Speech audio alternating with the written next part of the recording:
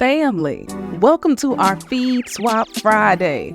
This swap is with Tenderfoot TV's latest podcast called Dear Alana. Now, let me tell you a little bit about the story. When Alana Chen died at the age of 24 in Boulder, she left behind 24 journals chronicling a deep faith, a love of fashion, and passion to become a nun. Now, she also harbored a secret. At 14, she confessed to her priest that she was attracted to women. That priest convinced her to not tell her parents.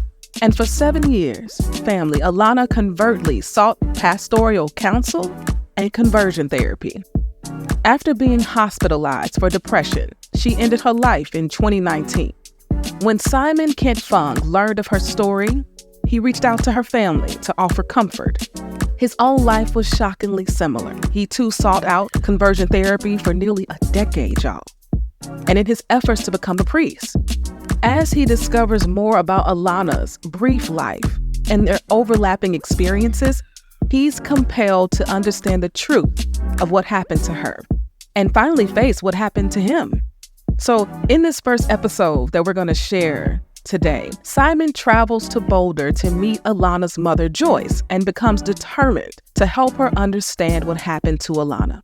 I really hope you enjoy this episode. And if you want to hear more Dear Alana, visit apple.co/Dear Alana. For ad-free listening and exclusive content, subscribe to Tenderfoot Plus at tenderfoot.tv/plus.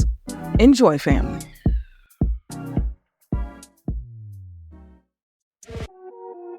Dear Alana is released weekly, every Tuesday, and brought to you absolutely free. But if you want to binge the whole season right now, subscribe to Tenderfoot Plus at tenderfootplus.com or on Apple Podcasts. You'll also get exclusive bonus episodes throughout the season. For more information, check out the show notes. Enjoy the episode. The views and opinions expressed in this podcast are solely those of the podcast author or individuals participating in the podcast, and do not represent those of Tenderfoot TV or their employees. The following episode contains references to suicide. If you or someone you know is in need of help, please contact the Suicide and Crisis Lifeline by dialing 988. Listener discretion is advised.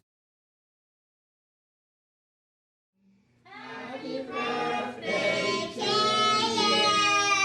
Are you 10? Are you 20? Are you 30? Are you 35? Are you 36? Are you 37?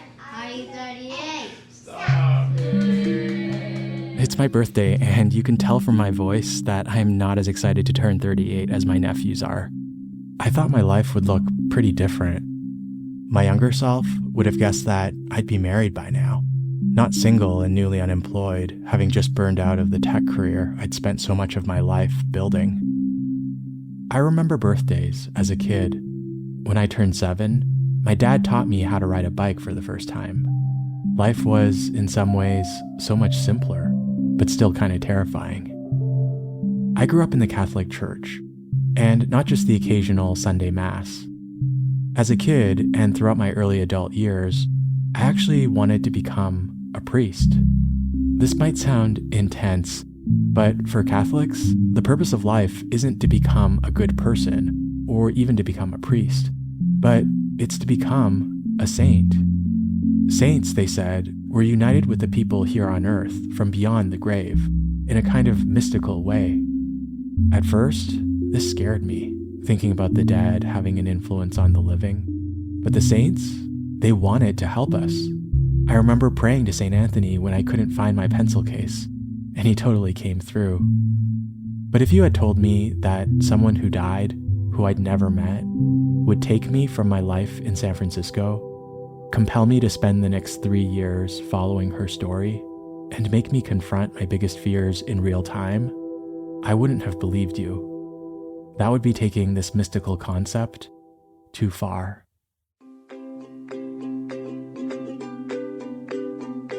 Hi, my name's Alana, and last summer I went to Camp Watiwa, and one of the most profound experiences I had was there on the rock climbing wall. This is Alana Chen.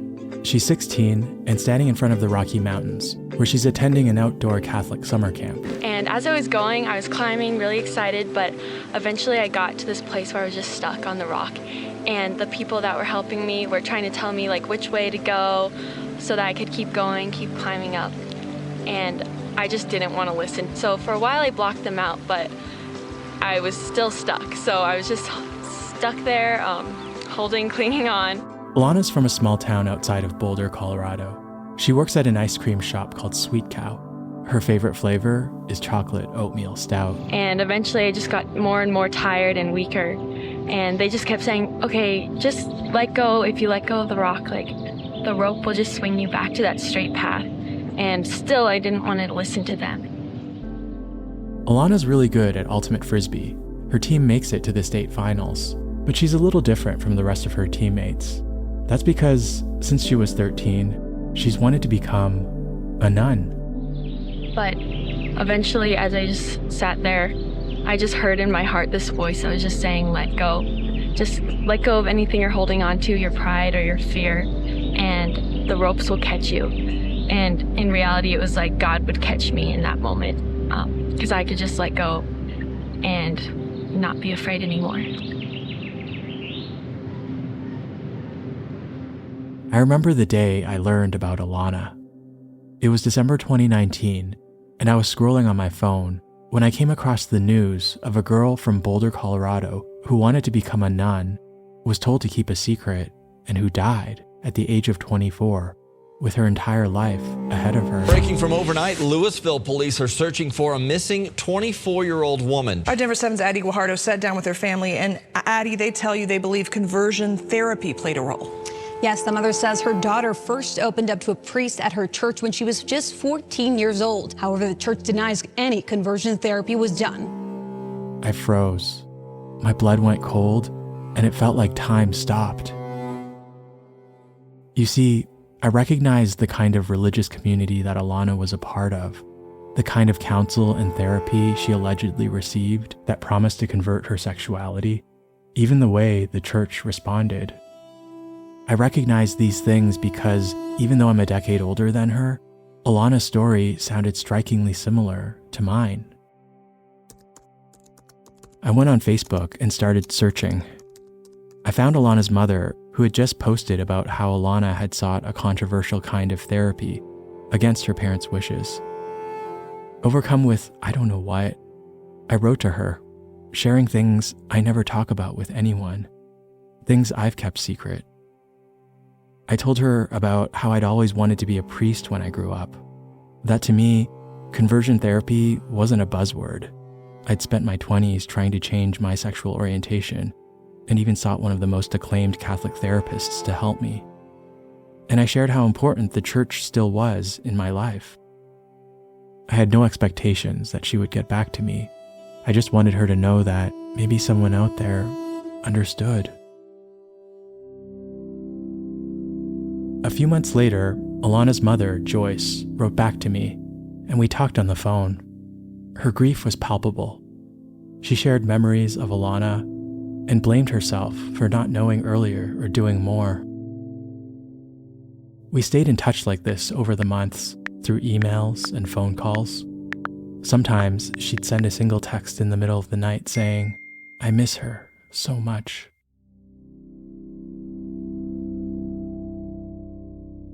While all of this might seem like any other tragedy, just another example of a young life cut too short, I wonder if there's more to this story. Memories that I thought were behind me keep flooding back, and my gut tells me there's more to her death than what's been in the news. I need to know, how does someone who seemed to do everything right go from wanting to become a nun to telling reporters that if there is a God, he doesn't need me talking to him anymore? This is the story of a girl caught between earnest faith and the American culture wars, teenage rebellion and spiritual manipulation, the promise of purity and the price we pay to belong. And this is my story of how a girl I never met would turn my faith and my life upside down. From Tenderfoot TV, I'm Simon Kent Fung, and this is Dear Alana. Part 1. Mom.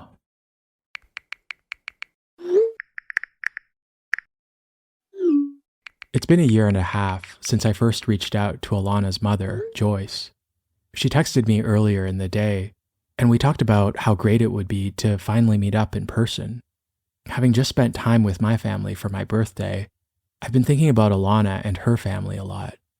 Joyce has had a hard time going through Alana's stuff, and she mentioned that she wants to write a book about her one day. Making a trip out to Boulder, maybe I could help her organize Alana's computer and fix her email, that sort of thing. I glanced down at my dog, Sophie, who looks up from the couch in my one-bedroom apartment, my box of work stuff still unpacked. It's painfully obvious I have nothing tethering me here, so I book a flight to Colorado. And good morning once again, ladies and gentlemen. 10:37 service to Denver is now ready for boarding.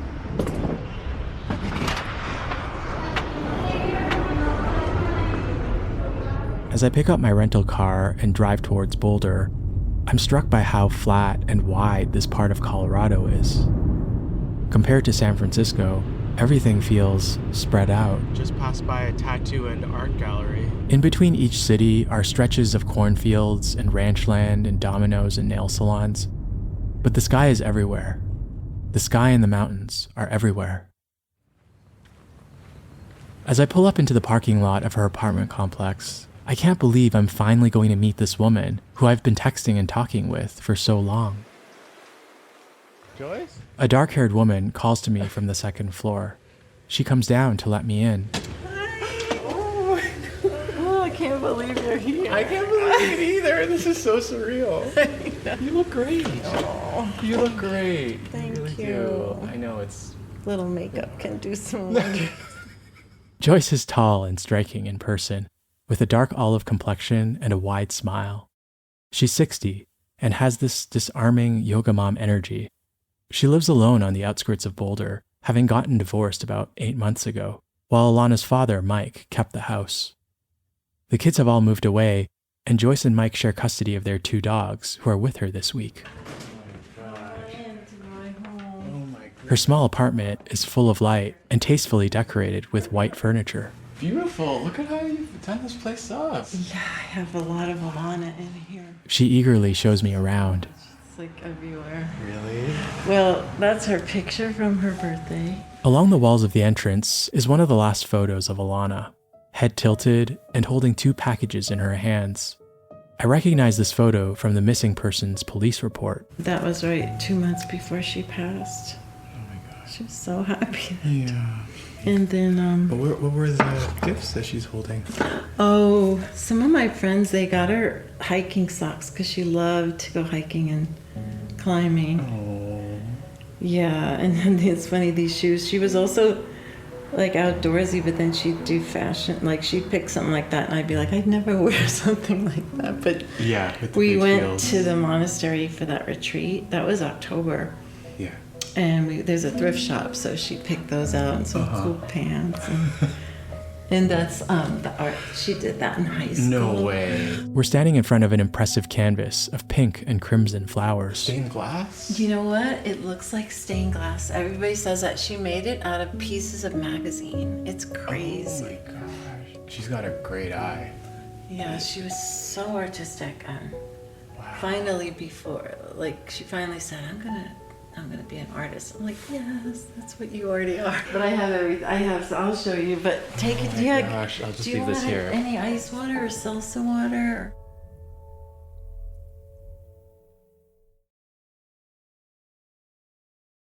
Alana was born in October of 1995, the third of 4 children. Compared to her rowdier siblings, Alana was the shy, sensitive, empathetic kid. I feel like she had this quiet but really funny sense of humor. This is Carissa, Alana's older sister, 2 years apart. The more I learn about Alana, the more this picture of a quiet, bright goofball emerges. Like, she'll tell you these stories and you're just like, what on earth? You dislocated your shoulder and then put it back in place on your own? She remembers the first time she tried to throw a party while her parents were away. And she was like, why are you cleaning so much? I was like, oh, I just want to have a clean house while mom and dad are gone for the weekend. Alana quickly caught on after seeing the bags of alcohol in Carissa's bedroom. And then she texted me a few hours later and she was like, I know you're having a party tonight. Don't lie to me. I don't care, but don't let anyone sleep in my room. And I was like, okay, fair. Carissa threw the party. All was well. A whole year passes by and she decides to tell my mom because she can't hold it in any longer. And my mom was like, you're grounded. I was like, for what? She's like, 1 year ago, you had a party. And so Alana told me about it. And I was just like, Alana, are you kidding me? And my mom was so upset. She was like, you made your sister keep that from me all this time. I was like, well, I didn't realize it was bothering her so much. Like, that was annoying to me. Back at the apartment, Joyce is going through some family photos. So that's Mike's mother. He's full Chinese. He was born in the U.S., in New York. Yes. And your background is? My mom, her parents were Puerto Rican. And then my dad was born in Brooklyn, but his parents were Italian. Oh, cool. Yeah, so it was quite a mix. She continues the tour. I made this little altar of Alana. She shows me piles of mementos she's assembled into makeshift altars, a bunch of objects grouped around a photo of Alana. Yeah, and this was in her room. She really loved St. Therese. And she got me this in Rwanda. That's beautiful. Yeah. Wooden carving of Mary. She picks up a Bible that belonged to her father and points to a bronze medallion with the Serenity Prayer etched in it. And he had this, which was crazy because it's from Al-Anon. And I was like, God, did he go to Al-Anon? It was just because my mom was making him crazy. Joyce is really open about her alcoholism and recovery. In fact, it's Alcoholics Anonymous that sets into motion her search for a spiritual home for her family. When I got sober, I was 28 and I was in Boulder and I wouldn't go to church. And my mom would call me at 28, are you at church Sunday? And I was like, no, AA is my church. And I just felt that way. As her kids got a little older, she started to change her mind. I remember when Sammy was at the age of communion, then I just felt like I wanted them to have that. Because when I was in AA, I used to say my higher power is Jesus. I just felt like, God, we all need something, prayer life, something like that. But that brought me back to the church, which was a struggle. She ended up church shopping, first joining a gospel choir at a Presbyterian church, which exposed her to different denominations, and eventually landing at Sacred Heart of Mary, a Catholic church in Boulder. So one day after church, because I could tell they weren't into it. The college students came up and made an announcement at the pulpit about this camp, and they seemed funny. They seemed like college students, really cool. Joyce thought this would be a great opportunity to get her kids interested in God. So I asked them, and they were like, no, like, no way we're going to that camp. And then all of a sudden, I don't know if the college students heard us talking, but all of a sudden one of them came over.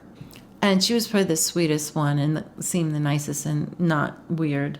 And she was just like, oh, come on, guys, you could just try it. It's going to be so much fun. And she actually got on her knees. It was a little weird. And she was like, come on. And, they're so good and sweet. They were like, okay, we'll try one. The kids ended up going to the first day of camp, and they came back that night really excited. Alana and Carissa were sitting at the kitchen table, and they were like, Mom, it was so good.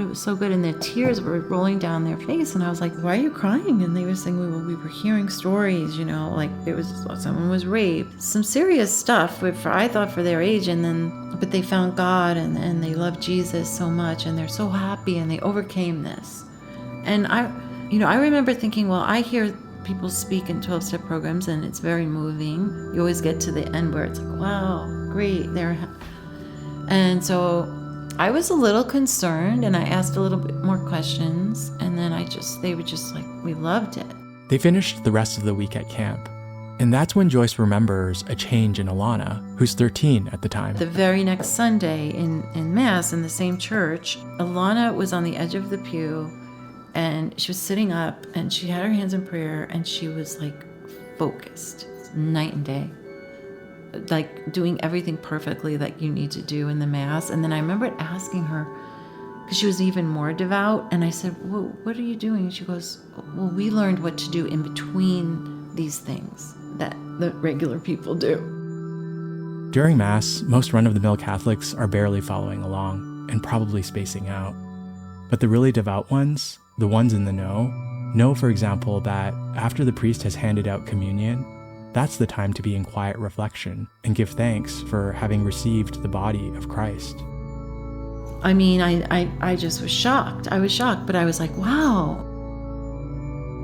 This marks the beginning of Alana's deepening interest in Catholicism. Yeah. So We're in Joyce's walk-in closet and rummaging through a box of Alana's keepsakes. She wrote this. She's really, really, really super religious when she wrote. So this is 2015. She wrote, "Raise a glad cry, you barren, and who never bore a child. Break forth in jubilant song, you who have never been in labor. For more numerous are the children of the deserted wife than the children of her who has a husband, says the Lord." Is this from the Bible? Yeah.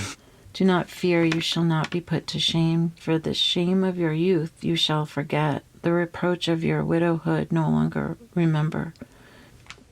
As we poke around the closet, I look up and spot 2 large piles of spiral notebooks.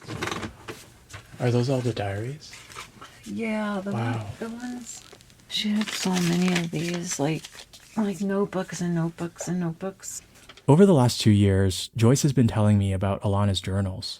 She found nearly 24 of them in Alana's bedroom, and she's eager to show them to me in hopes that I might have some insight. I help Joyce carry them off the shelf. Ugh, this is 2015, Simon. What age would she have? So she would have been 19. 19. Yeah, what was anything interesting there? Well, first she's writing this is how firm a foundation, you saints of the Lord, is laid for your faith in his excellent word. It looks like it's a song. It's okay. a hymn.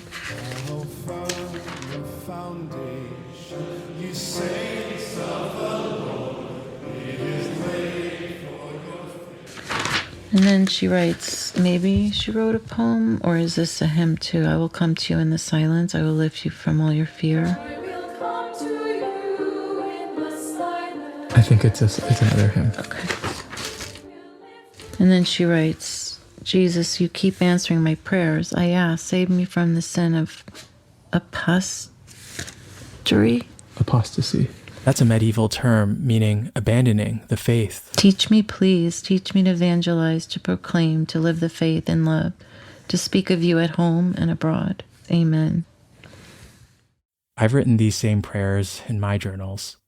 And in reading Alana's words, I feel a little less alone.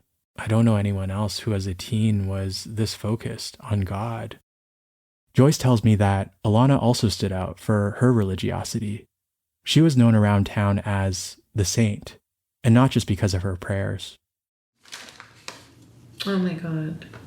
What? This is a letter from Shorty. And Shorty was an alcoholic that Alana met under the bridge in Boulder and would read the Bible to her. Shorty lost her children. She was like the worst drunk. I met her and Alana got her into this program to get sober. And Shorty says, "Hi Alana, how are you doing? I pray you are doing well and in good spirits. I know the last letter you wrote, you were having kind of a crummy time. I don't know if I told you that I moved last week. Now I've obtained permanent housing. That's a chance in a lifetime thing. So I have my very own apartment and it's brand new and never been lived in it. I am stoked." She was keeping in touch with her. Wow. This is the kind of stuff she did. We find a few other letters like this, including one from an inmate who Alana evidently visited in jail. And you can tell from these letters that Alana wasn't just some drop-in do-gooder. She really had a relationship with these people. She was always like helping these people. As we page through her journals, we find plenty of entries showing a young girl's enthusiasm for her faith. Transcriptions of prayers and novenas, little to-do lists, clean the car, call Lynn, go to the bank, plan for the Rwanda trip, read Evangelii Gaudium, the book by the Pope. Parking ticket, practice Hebrew. And then we come across something different. And look at this. She writes, not good enough, not good example for kids, shy, never say the right thing, useless, dry, freeloader, not a good Catholic, ugly, not important, stupid, annoying, distracted, God gave up on me, blame, careless, nothing to say, God for everything, bad daughter, don't show appreciation, impatient, cocky, silent, never defending God, outcast, can't talk to Father D because failure. Only think of myself, not a good friend, not a team player. Mean to joy, angry, jealous, will never love enough. Self-conscious, never live up to the saints. Confused, tempted, not pure. All I care about is Frisbee. She turns the page. God, I love you. Take all this crap, heal it, remove it, overcome it. Teach me your ways. Love me, carry me. I keep trying to leave you, but I want you. I want to live for you. I don't want anything between you and me. Amen. Love alone. This is crazy, Simon. All this weight that Alana carried on her own without anyone knowing. She's so hard on herself. And I wonder if Joyce ever noticed this when Alana was a kid. Was she always trying to be perfect even as like a little kid, you think? She said in one that she was always trying to be perfect, and she knew that we liked math and science, and she got the best grades to keep us happy. And she didn't want us to fight, so she would just never do anything to get in trouble. Joyce looks at me and narrows her eyes. I feel like I need to make you a sandwich. You haven't eaten anything. Is that just like a mother? You haven't eaten anything with these. Even with all that's going on, she manages to be unintentionally funny.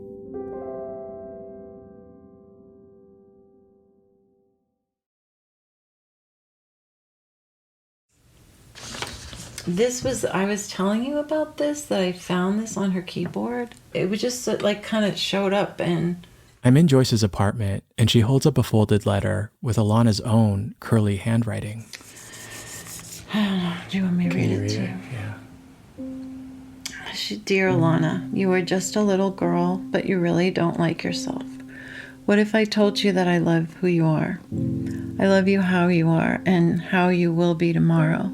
You have beautiful hair and a beautiful face, and your family would miss you if you were gone. She takes a breath. Dear Alana, I don't know what to say. I don't know what drove you to hurt yourself so badly. You were all alone. Why were you all alone? I know you don't understand how you can be loved or redeemed. I wish you could see that the people that love you, the people that matter, they don't hold you to those standards. They don't see you as defiled. They don't see you as someone that needs to be fixed or different than who you are. The people that love you are still with you. Those other people that left, that walked away, that couldn't follow you, they couldn't handle your light. They couldn't handle the shock, the surprise. They were too weak to see you for who you really are. But your mother, your real mother, and your real father, and your brother and sisters, they have walked with you. They see you, and now I see you, and I love you so much. So I read this at the memorial, and it was really hard to... But I don't know, if she wrote this the night before. I don't know. Another time, maybe? But it's so beautiful, but so sad. As I imagine Alana writing this letter to herself, my heart breaks. But that's not the only emotion I'm feeling.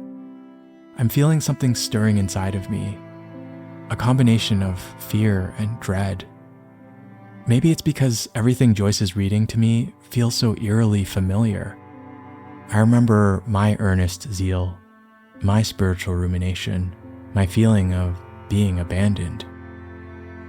And if I'm honest, it's all stuff I'm still working through. And I can't help but wonder why I'm here and Alana's not. On Monday, December 9th, 2019, Alana Chen died by suicide.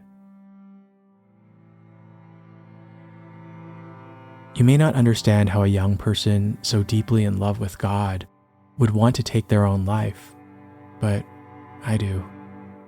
I've been to that dark place where the light seems so far away.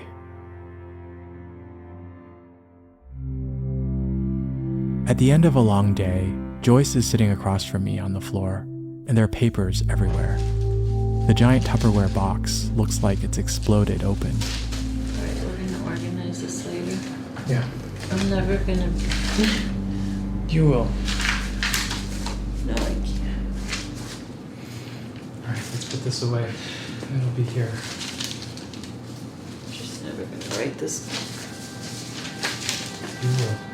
You will. Because I don't understand half of it.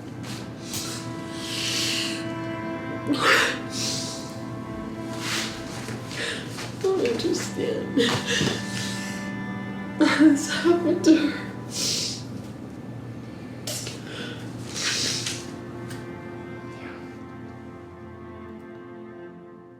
I can feel Joyce's desperation, and I feel like I already have so much to tell her about my own life and how it might relate to Alana's.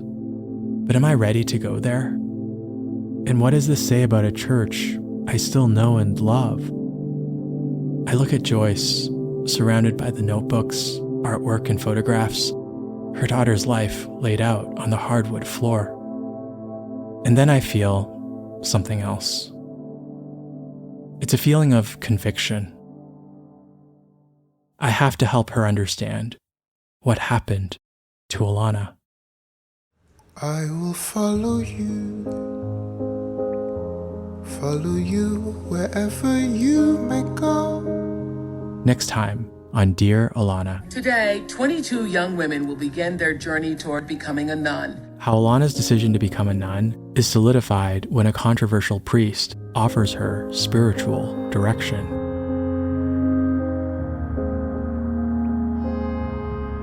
I will follow you. Ever since you touched my hand, I knew. Dear Alana was created, hosted, and written by me, Simon Kent Fung, and is a production of Tenderfoot TV in association with Aslept Audio and the Center for Independent Documentary. It was produced by Lori Poliski, who also composed the music. Executive producers are myself, Donald Albright, and Payne Lindsay. Our supervising producer is Tracy Leeds Kaplan. Additional music by Makeup and Vanity Set. Sales and distribution by iHeartMedia. Our credit song, I Will Follow You, is by Toulouse.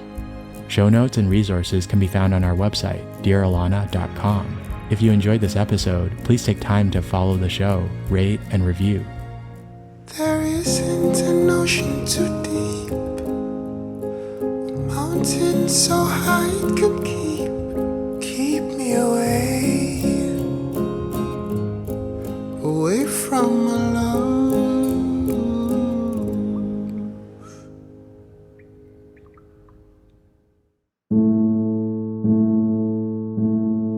Coming up this season. I didn't want her to see him, and then she was sneaking on the phone, and then here I am, the mother who's forbidding my daughter to see a priest and to become a nun. And it was what she wanted. It made her happy, but I didn't know what sin she confessed. I didn't know she was attracted to girls. No, she didn't tell me. She told him. She confessed to him. We believe that homosexuality is a symptom of early childhood trauma. We get the client to address those traumas, and they will experience a diminishment in their same-sex attraction. It was like a big deal at the Chen house that she was going on this date, and he picked her up, and we had all met him. He's super nice, he's handsome. She brought me upstairs and he said, Alana, what is that? Did you do this to yourself? I was like, what did you do? Dear Alana is an 8-part series released weekly. If you can't wait until next week, Subscribe to Tenderfoot Plus so you can binge the entire series right now, ad-free. Head to Apple Podcasts or tenderfootplus.com to subscribe now.